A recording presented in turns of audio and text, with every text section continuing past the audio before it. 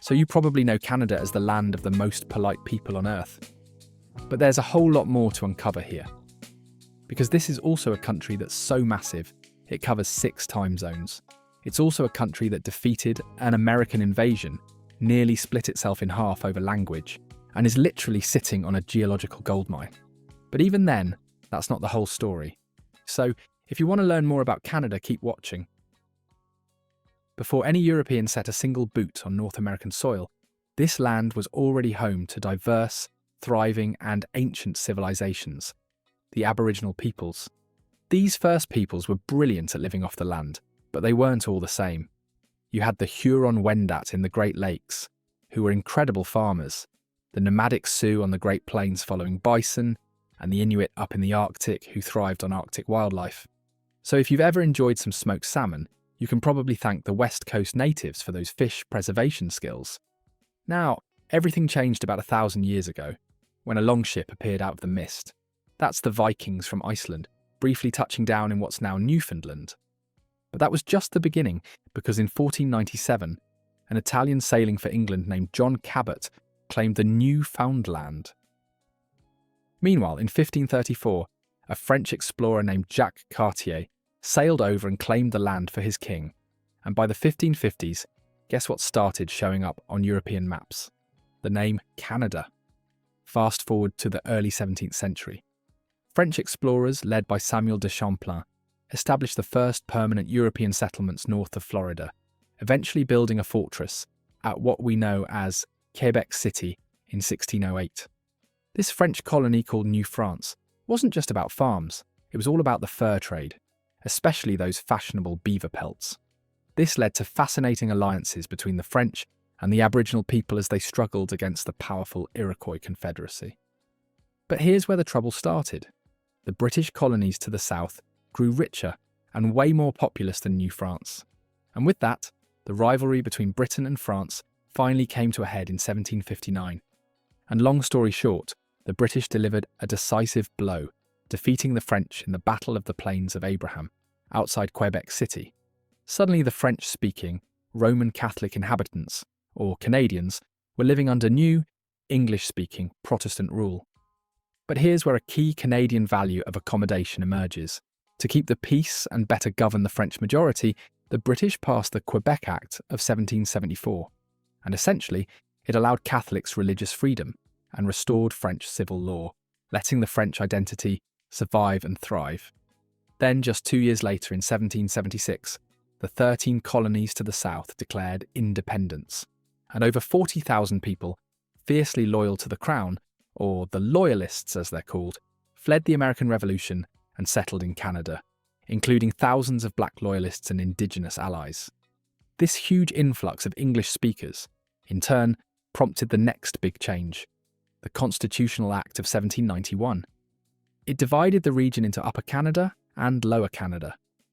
Critically, for the first time, both got elected legislative assemblies, and the name Canada became official.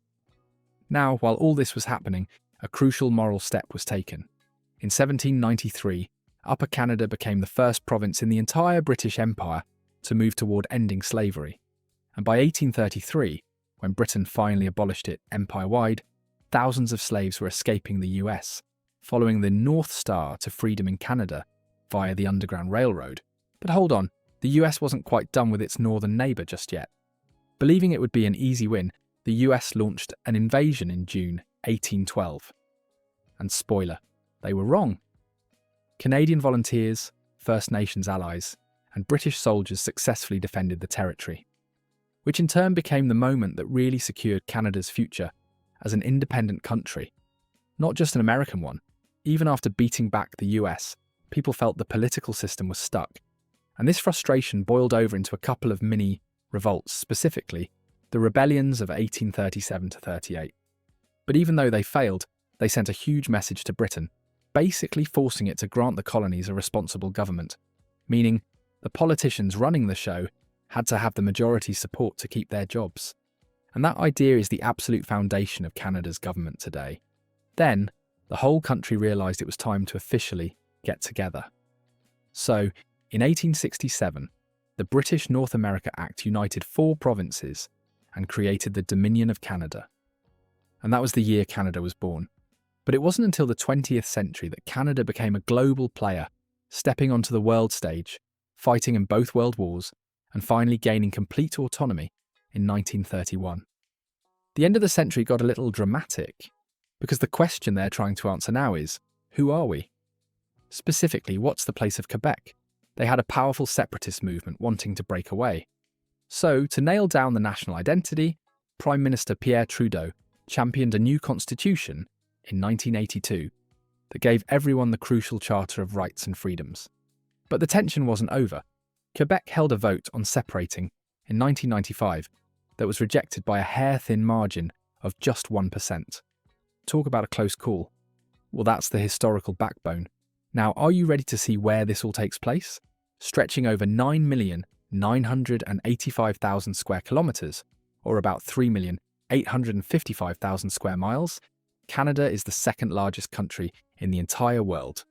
It literally spans more than half of the Northern Hemisphere, reaching from the Atlantic to the Pacific and way up to the Arctic Ocean. That's why the national motto, Amariusque ad mare, from sea to sea, is a bit of an understatement. And because it's so massive, when you cross it from east to west, you actually cross 6 different time zones. Now, despite its enormous size, Canada is home to only about 41 million citizens, which is just 0.5% of the world's population. It's the 38th most populous nation, but it has one of the lowest population densities globally. So why the huge empty spaces? Most of the population is concentrated in the southern areas of the country, primarily near the US border. And the north, particularly the vast Canadian Shield and the Arctic, is just too cold and rugged for agriculture or large settlements. But that's just the tip of the iceberg. Because really, the country is split into 6 distinct geographical regions, starting off in British Columbia, where the mountains quite literally crash into the sea. The climate here, thanks to the Pacific Ocean, is relatively mild and rainy, making Vancouver Island and the mainland coast home to spectacular, often ancient and absolutely massive forests. Move east from the coast and you hit the Cordillera, a rugged region where mountain ranges, most famously the Rocky Mountains, converge. This is a landscape of high, jagged peaks and rocky valleys, but if you think it's all cold up there, think again. The southern interior of BC, like the Okanagan Valley, is so insulated by the mountains that it's warm and dry, almost desert-like, making it a hotspot for orchards and world-class wineries. Then, once you cross the Rockies, the land flattens out dramatically into the Canadian prairies, spanning Alberta, Saskatchewan, and Manitoba. Here you'll find wide-open fields and flat, fertile, arable land that makes it the base of Canadian agriculture. The prairies also hold some of Canada's biggest bodies of water, like Great Bear Lake and Great Slave Lake. Now we move into the heart of the country, central Canada, encompassing Ontario and Quebec. This area is dominated by the colossal Canadian Shield, a hilly region of ancient bedrock that rings the huge Hudson Bay. This shield covers much of northern Canada and is home to some of the oldest rocks on Earth. While much of the shield is rugged, rocky and forested with evergreen trees, it's an absolute treasure trove of natural resources, like iron, nickel, zinc, gold and uranium. South of the shield, near the Great Lakes, is the St. Lawrence lowlands. This is where most Canadians live. Heading east, we reach the Atlantic provinces, including Newfoundland, New Brunswick, Nova Scotia, and Prince Edward Island. This is the Appalachian region, a mix of rocky coasts, high tides, and densely forested interiors. Its proximity to the Atlantic Ocean, with its deep bays and fjords, has historically made it one of the world's best areas for fishing. Finally, we hit the Canadian North, which includes the Yukon, Nunavut, and the Northwest Territories. The extreme north is the Arctic, a land of often intense frigid cold, where the climate allows little to no agriculture. It's a land of sparse vegetation, perpetually frozen soil, and the magnificent Canadian Arctic archipelago, which is a group of about 36,000 islands in the Arctic Ocean. So, from the fruit-growing valleys of the Okanagan to the frozen tundra of Nunavut, Canada truly is a land of extremes. Now that we know the lay of the land, let's talk about how this massive, resource-rich country actually makes a living. Next, we're diving into politics and the economy. So how does this massive country actually run? Politically, it's a model of peaceful, gradual evolution.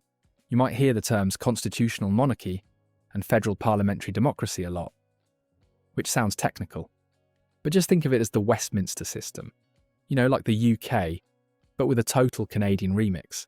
The King of Canada, that's Charles III, is the ceremonial head of state, but he's represented here by the Governor-General.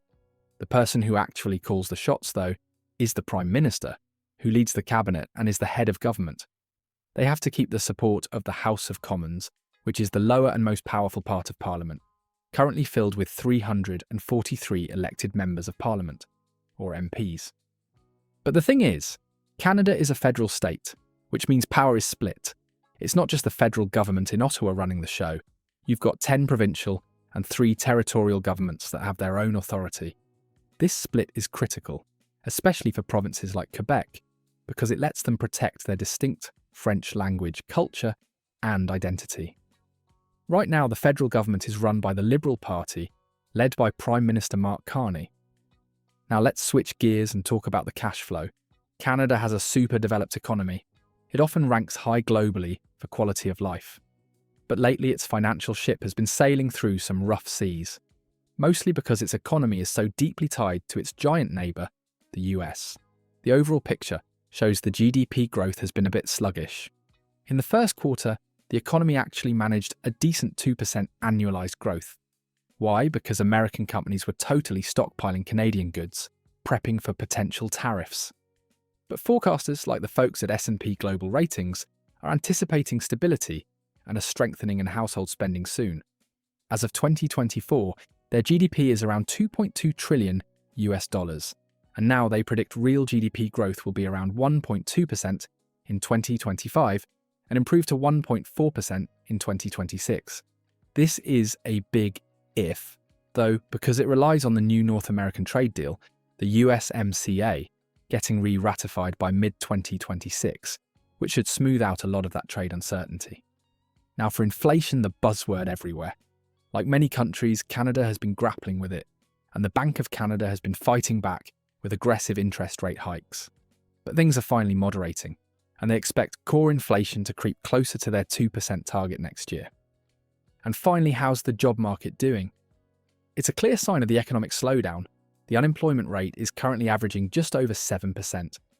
That's what they call a soft labour market. But it's expected to improve to 6.6% by the end of next year. So, how does this country stay so wealthy? Easy. It's ridiculously rich in natural resources. This is the original bedrock of the Canadian economy.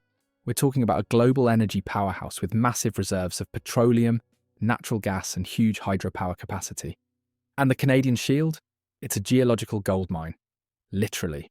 It supplies the world with key metals like iron, nickel, zinc, copper, gold, and even diamonds. Plus, those massive forests mean a huge timber industry, and the prairies are still one of the world's most productive spots for agriculture. Tapping into and processing all that bounty is a huge industry, and it's this natural wealth that lets Canada maintain that high standard of living, even when the global economy gets wobbly. Okay, we've talked about history, massive land, and even the economy. Now let's get to the fun part, culture. Culture can mean 1,000 things, but for Canada, it's about everything that gives folks a sense of purpose and pride, from their attitudes to their artists. First off, let's talk about their official languages, English and French.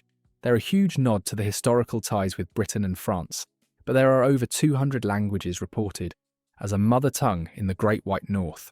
This amazing blend is rooted in the land itself, which means we have to talk about Indigenous Canadians, or the original inhabitants. They include First Nations, Inuit and Métis peoples, each with distinct ancient cultures. While their journey has been tough, they have persevered and are now playing a vital, overdue role in shaping modern Canada. Plus, their push to reclaim their languages and arts and their deep connection to the land truly define a core part of Canada's identity today. And speaking of Canada's identity, we can't talk about it without talking about hockey. Because here, they don't just love the sport, they live it. And that's not all. Did you know basketball was invented by a Canadian, James Naismith? So when the Toronto Raptors recently won the NBA championships, It put Canadian basketball on the global map, shifting some of the spotlight from the icy rinks. But what about the sound of Canada? The music scene is as diverse and dynamic as a viral Spotify playlist. You've got global pop idols like Justin Bieber, Shawn Mendes, and Drake, whose lyrics probably serve as captions for half the selfies on Instagram. And that's just the start of their global influence, because brands like Canada Goose and Lululemon are also taking over the fashion world. What's really cool is how the industry is stepping up for sustainable fashion, with Indigenous designers championing eco-friendly practices while infusing their designs with powerful cultural narratives. So that's Canada, a diverse, polite, resource-rich giant fueled by hockey, hip-hop, and a fascinating conversation between its many different peoples. It's a culture as vast and dynamic as the land itself. Now, if you could visit one place in Canada, whether that's the high-tech city centres, the ancient Rocky Mountains, or the remote, Indigenous-led territory of Nunavut, where would you go and why? Let me know in the comments below. And as always, if you loved this video, you're going to enjoy this next one.